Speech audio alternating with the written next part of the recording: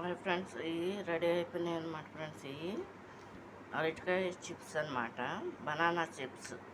ఈ ఓన్గా తయారు చేసుకున్నాం అనమాట ఫ్రెండ్స్. ఇది ఇంట్లోనే ఏంటంటే పచ్చి కర్రీ వండుకునే అరటికాయ ఉంటుంది కదా ఫ్రెండ్స్, దాన్ని ముక్కలు కట్ చేసేసి సన్నగా కానీ కొంచెం మందంగా కానీ కోసేసుకుని దాని మీద తొక్కంతా తీసేసి ఇది బాగా హీట్ చేసేసి వాటర్ని అందుట్లో పసుపును సాల్ట్ వేసేసి అది మరిగిన వాటర్లో ఈ అరటికాయ ముక్కలు కట్ చేసేసి వేసేసి వంచేసి ఎండలో ఎండబెట్టాలన్నమాట ఫ్రెండ్స్.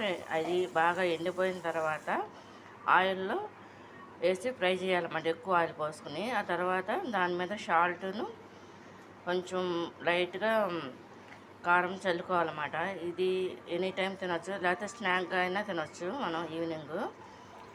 చూడండి ఫ్రెండ్స్, ఇవి